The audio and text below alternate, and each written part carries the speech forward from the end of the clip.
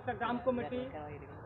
এই গ্রাম কমিটি উপলক্ষে ডক্টর আনোয়ার সাহেবের নির্বাচনে প্রচারণার উদ্দেশ্যে এই গ্রাম কমিটি। আর এই গ্রাম কমিটিটা এত সুন্দরভাবে করবে, যেহেতু আমাদের সিনিয়র নেতৃবৃন্দ আছে, ওনারা পরামর্শ করে গ্রাম কমিটি করবে, আমি এই আশা ব্যক্ত রাখি।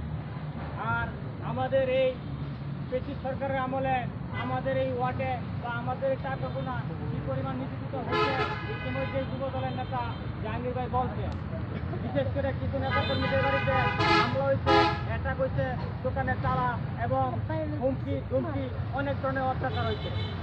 5 তারিখের আগে যারা বিভিন্ন ধরনের হুমকার দিচ্ছে তাদেরকে আমরা মন থেকেই মাফ করে দিচ্ছি।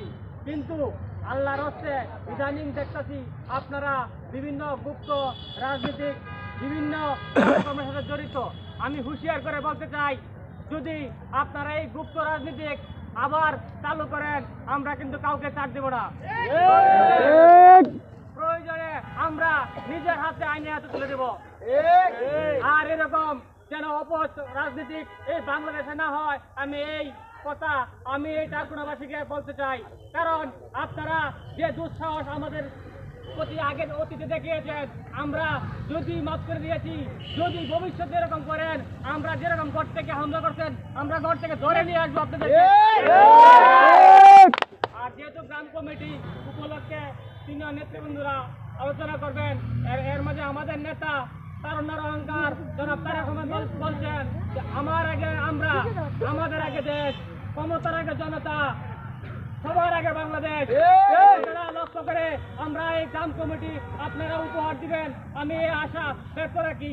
আমি নেত্রকোনা সরকারি কলেজের যুগ্ম আহ্বায়ক এবং নেত্রকোনা জেলা হাতুলের যুগ্ম সাধারণ সম্পাদক দায়িত্ব পালন করেছি এই অবৈধ আওয়ামী লীগ সরকারের আমলে।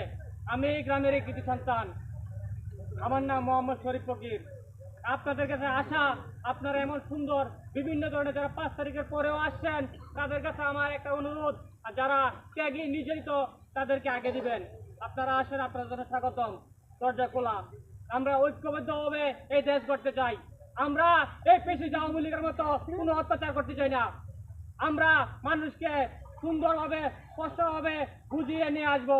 শহীদ জিয়ার আদর্শ দল, শহীদ জিয়ার যে নীতি, যে আদর্শ, যে সংগ্রাম দিয়ে এই দল তৈরি করছেন, আমরা এই দলকে এইভাবে ধরে রাখবো যেন কোনো অবৈধ কাজ এই দল না করে। এই আশা ব্যক্ত করে আমি আমার সম্পূর্ণ সংক্ষিপ্ত বক্তব্য এখানেই শেষ করছি। বাংলাদেশ জাতীয়তাবাদী ছাত্র দল জিন্দাবাদ, তারুণ্যের অহংকার তারেক রহমান জিন্দাবাদ, দেশনেত্রী বেগম খালেদা জিয়া জিন্দাবাদ, জিন্দাবাদ, শহীদ জিয়া অমর হোক।